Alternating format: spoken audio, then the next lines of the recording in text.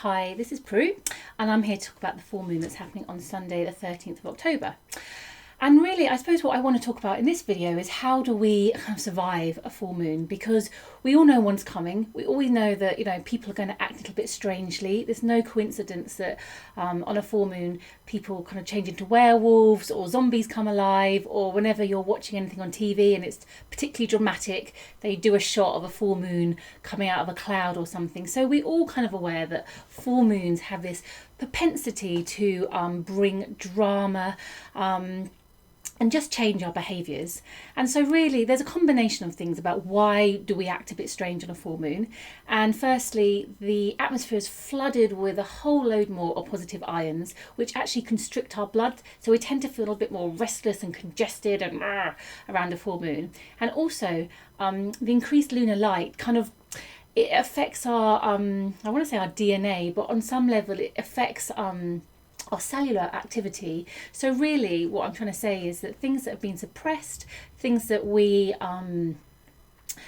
have been hiding or pushing down will tend to erupt or come up for air on a full moon. So really when you see someone going crazy or having road rage or just, behaving like they're not their usual selves, it's really just a case that they just can't kind of keep a lid on it anymore. And so rather than perhaps judging them, we just need to kind of feel a little bit of compassion for ourselves or others who are just feeling a little bit kind of like revved up around a full moon.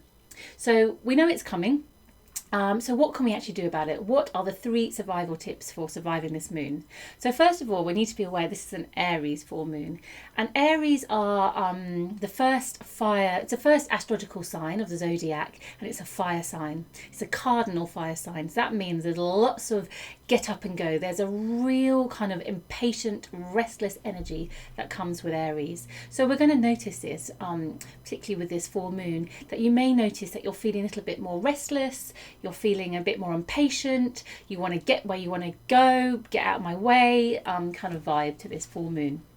So the first survival strategy, this is more for yourself rather than someone else, is exercise. Of all the signs, Aries needs exercise more than the others because they are fueled with kind of this dynamic kind of urge to move forward. So really if it's not being channeled in the right way, it's going to be directed at others. It's no surprising that Aries is ruled by Mars, the warrior, the planet of all the warriors. So actually if we see people fighting and punching and having a good old brawl, it's actually that Mars energy gone a bit awry. So really we want to avoid all that kind of situation. We don't want to provoke it in others. We don't want to be carrying this kind of desire to fight. So exercise is one of the best ways to get rid of it in a kind of like more of a positive way. The second survival strategy is to focus on the head. Aries rules the head. So what you might notice around this time, or when it's like a sort of strong Arian energy, is that people can get headaches or migraines or just feel blocked because all the energy is very much focused around the head. It's all about kind of moving forward, focusing on the head. So what can we do with it? And this is a really good one if you're noticing it with people that you live with, like family members. You can feel they're getting a little bit hot under the collar.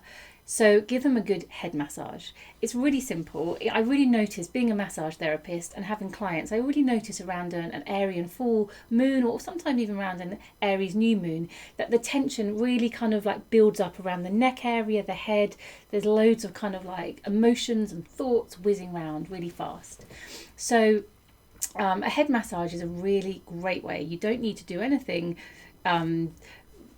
more exciting than just using your hands and kind of just moving all that tension out. Sometimes if you want to use a carrier oil or essential oil, rosemary is the best one. Rosemary is the signature oil for Aries. It's a very cooling oil, and it's very like it cuts through the clutter because Aries just wants to get where it wants to go to. So the rosemary oil, maybe just 1 or 2 drops and some carrier oil to use on the head, is a really good way of just calming everything down. So, and it's a really great thing. You can easily do it for other people. Most people really enjoy a nice head massage. And even if you think, oh, I don't know what I'm doing, this must feel rubbish, believe me, it will probably feel wonderful for the person that you're doing it for. And the third survival strategy is just be really careful what you're eating. The full moon time is the time that's our bodies is a really in high cleanse mode, so whatever you put in, the body's going to process very quickly. So if you're drinking alcohol, what you might notice, if you feel its effects really quickly, you're likely to have a bit of a hangover the next day if you normally wouldn't. Foods that are quite kind of carby or kind of bulky, you're likely to just really notice the effects. It's probably the time to avoid sugar and anything kind of like with all the additives in, anything toxic really, just keep away, because what you'll notice is that it will go into your bloodstream much more quickly and you're likely to feel the effects. So if you have that sort of chocolate bar, I'm thinking it's a nice comfort, it's actually you're likely to really feel that kind of spike in your blood sugar, and it's probably best try and avoid it around it. A lot of people have fasts on a full moon because it's actually a really fantastic time just to support our bodies with very limited kind of external just foods. So it's a great time to just drink loads more water and just keep away from anything that's toxic in some way. And that should really set you up for having a really fantastic Aries full moon, because let's not forget, this is a time for great celebration. Our ancestors would have used all this additional lunar light to go out there and socialize and have a really a good time. So that's all out there in the offering. We just need to make sure that we're just aware that there's a bit of an Aries vibe to what's happening on Sunday.